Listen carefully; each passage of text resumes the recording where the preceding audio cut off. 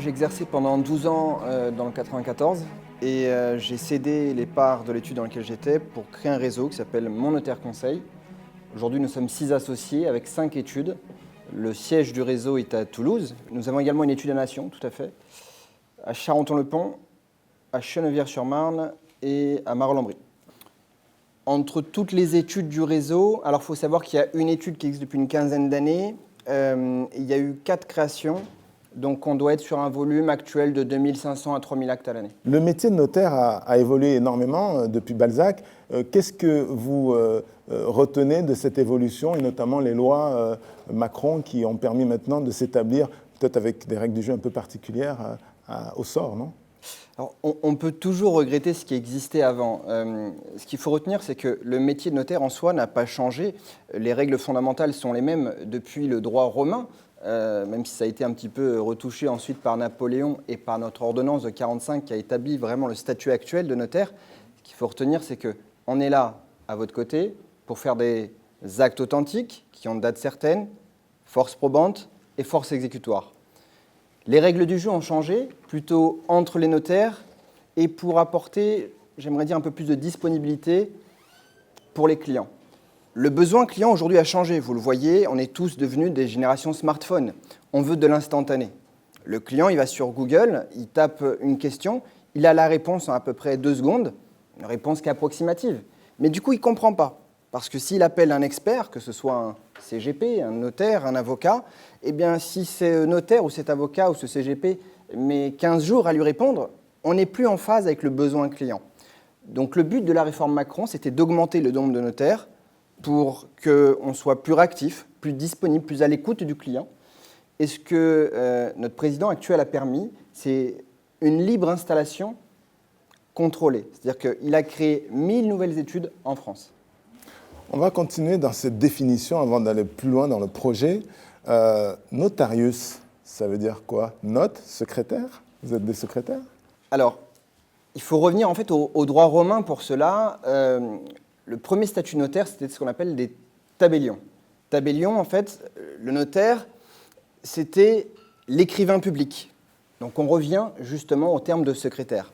C'est-à-dire que le notaire était là pour rédiger les actes que les particuliers avaient à contracter au cours de leur vie. En ce sens, le notaire accompagne les clients tout au long de leur vie juridique.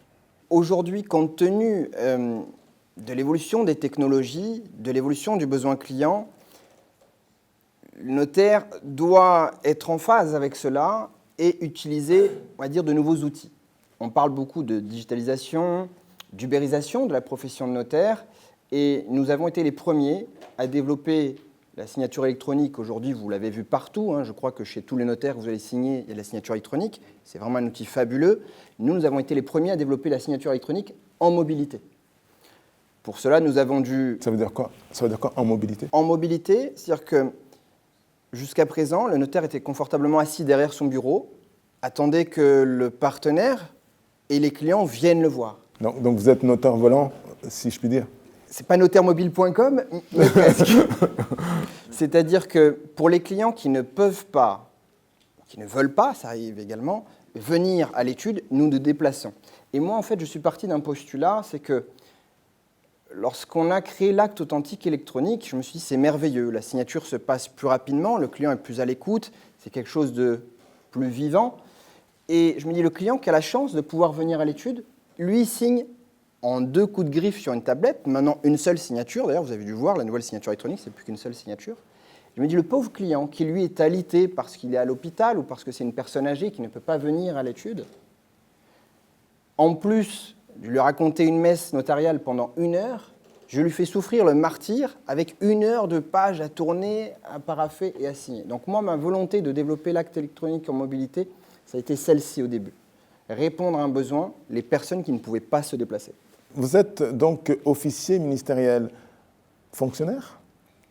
Alors, pas fonctionnaire parce qu'on exerce en fait dans un cadre libéral, mais c'est vrai que nous sommes officiers publics. C'était une provocation. Officiers publics ministériels, nous sommes nommés par le garde des Sceaux, nous dépendons du ministère de la Justice et pour ce faire, nous prêtons serment au tribunal lorsque nous prenons fonction. Comment êtes-vous arrivé là? Est-ce que vous aviez décidé d'embrasser la profession de notaire dès que vous avez commencé votre droit ou est-ce que c'est fortuit, accidentel? Alors, pour être tout à fait honnête avec vous, c'est fortuit pour partie. C'est-à-dire que, pour ne pas rentrer dans les détails de ma vie personnelle, mais mon père a eu un grave accident de moto en 1997. J'ai passé 3-4 années de ma vie, en fait, à aller voir mon père à l'hôpital et j'étais confronté tous les jours avec des victimes d'accidents de la circulation. J'ai décidé de faire droit pour cela. Au début, je me destinais à être avocat spécialisé dans les victimes d'accidents de la circulation. Au fur et à mesure où j'ai avancé dans mes études, j'ai vu que j'avais plus d'affinité avec les matières qui ont un rapport avec le droit notarial. Accompagner justement les gens à des moments importants de leur vie. Le droit des successions, le droit de la famille, le droit des ventes. Et j'arrive en bout de parcours, en Master 2, et j'ai le choix, soit d'aller dans le notariat, soit le droit des assurances, ce que j'avais prévu.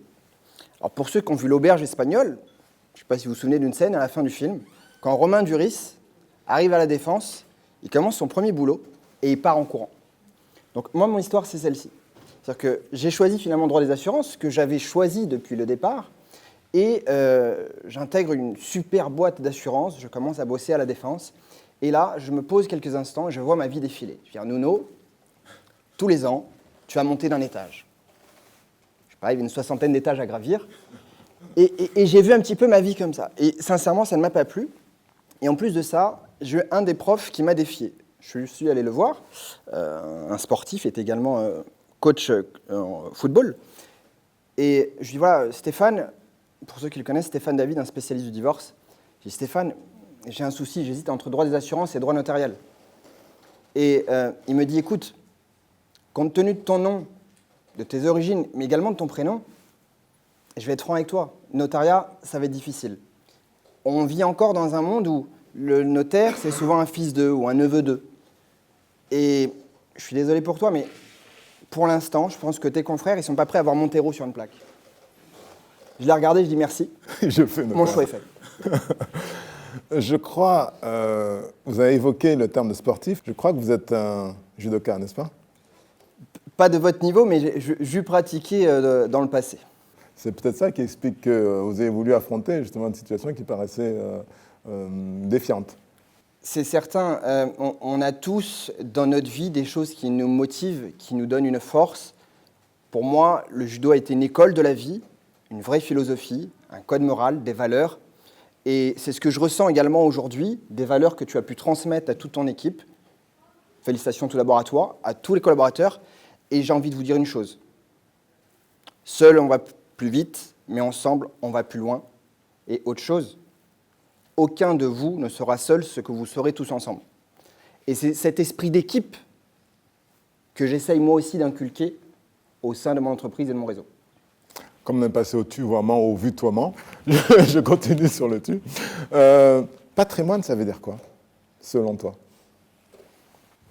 Le patrimoine, pour moi, c'est quelque chose qu'on détient, c'est quelque chose dont on doit profiter et quelque chose qu'on va vouloir transmettre. Ce patrimoine, il doit être diversifié. Vous êtes des CGP qui conseillaient beaucoup l'immobilier. Moi, dans chaque conseil que je donne à mes clients, je dis que quelque chose que vous allez vous procurer, acheter, peu importe, de l'immobilier, un smartphone, cette chose n'a de valeur que par la jouissance que vous allez pouvoir en tirer et que parce que cette chose peut être transmise, ce qui en fait un élément du patrimoine. Pour conclure, je vais te demander de te tourner vers cette caméra-là et indiquer les valeurs qui te sont chères et celles qui t'ont permis d'avancer jusqu'ici et certainement te projeter vers demain, en regardant cette caméra, s'il te plaît.